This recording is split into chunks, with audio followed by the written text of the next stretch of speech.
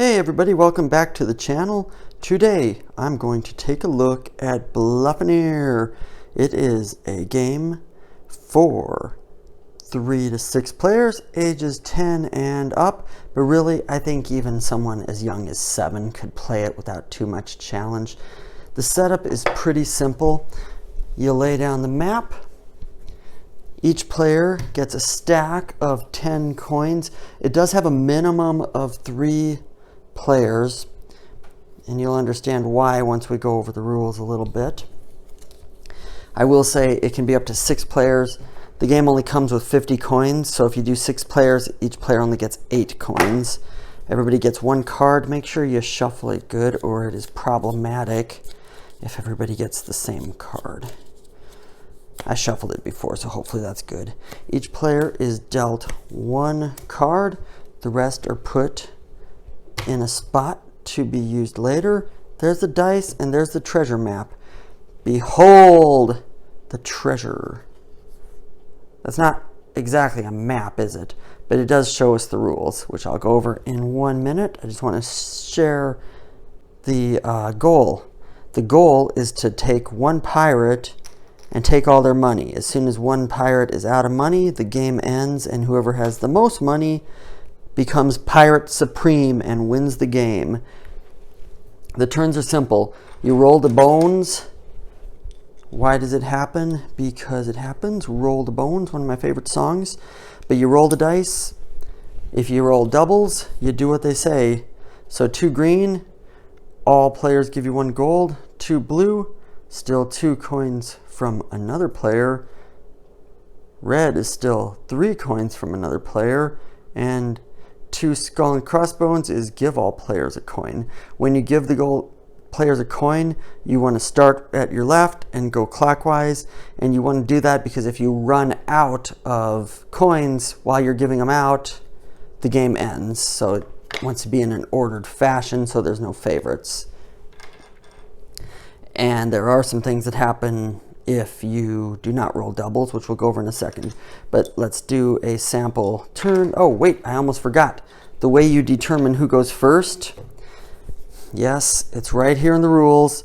The player with the best pirate impression goes first. I'm going to spare you from having to hear me do a pirate impression, and we're just going to start with this player on this kind of walkthrough. So this player would roll and actually rolled a match. So let's say they would steal 3 coins from another player. Okay, and that is the end of the turn. The next player, oh yeah, and you can look at your cards, you just don't want to show them to others. The cards just shows 2 symbols.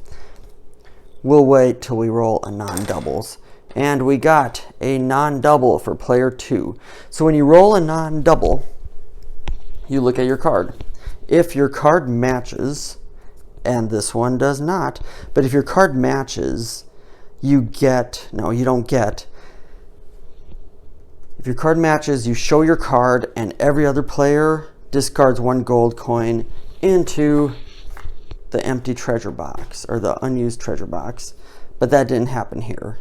Instead, they didn't match.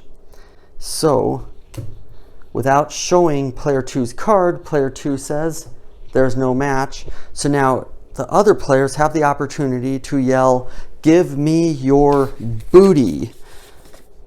I'm sure there's some kind of joke there that would be inappropriate for this audience. But they say, "Give me your booty." 1 player. And what that means is that player is claiming that they do have a match. So let's say player 3 says they have the match. They don't. It doesn't matter. This is the bluffing. It is the game Bluffaneer, because pirates like to bluff when they roll the bones for the gold coins. So now player 2 has a choice to make. If player 2 thinks that player 3 is telling the truth, which player 3 is not, then player 2 would just throw over a coin and the turn would be over. If player 2 decides that they think player 3 is lying, which player 3 is, then they would say Bluffaneer, and then after the Bluffaneer has been called, or after the coin has been given, the card is revealed. So if player 1 would have just given the coin, they'd still reveal the turn would still be over. Player 3 would discard and draw a new card. That didn't happen. If player 2 says you're lying, Bluffaneer, player 3 shows the card. It doesn't match, so player 3 has to give 1 coin to player 2. And then you move on. If nobody calls Bluffaneer, the turn just keeps going. Player 3 discards the card and draws a new one. We can see what it is. It doesn't matter. And now we move over to player 3's turn. We'll do a couple of samples just to get a better feel of the game again. So player 3 did not roll a match. So player 3 checks. They don't have a match. So they can call just for fun. Let's see if anybody has a match. Is that a match? Okay. So now player 1 could say, "Give me your booty."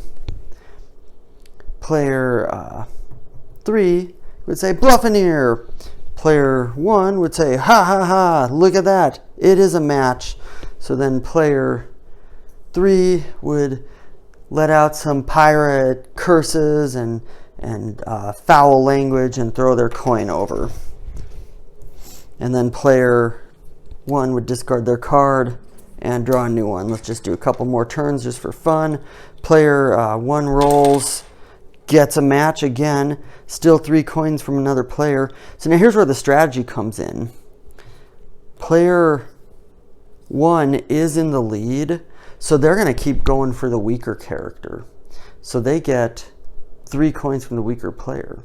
If they were not in the lead, player 1 would probably not want to be going for the weaker character, because if the game ends, whoever has the most gold wins. So let's say it's player 2's turn, and player 2 rolls, let's see. Okay, so player 2, let's say player 2 rolls 2 swords here, right? Player 2 still 2 coins from another player. Player 2 could steal these 2 coins from player 3 and end the game. But if they do that, they've got less coins than player 1, and they would actually lose. So they wouldn't want to do that. They would want to steal the coins from player 1. So you just go and you really, so you've got, 2 strategies. Make sure you collect the most coins, and make sure that when you eliminate the character, and it doesn't matter how many players there are, it's as soon as one runs out of money, the game ends. So you also want to make sure that if you have the opportunity to end the game, you're in the lead. Otherwise you lose and have to walk the plank. But that is it for the game. It's super simple. It's a cute little party game that's easy to pick up, easy to play, fun for kids and adults and pirates of all ages. That will do it for this video. So if you'd like to support the channel, you can like this video, you can subscribe to the channel, and you can also check out tabletopjason.com, where I have links to this and all the games I look at here. And if you'd like to check out the card game I designed, you can visit 52dragons.com, where you can see sample cards, buy the game, or sign up for Patreon to receive new and exclusive cards each and every month. I'll be back soon with another video. So until then, thanks for watching.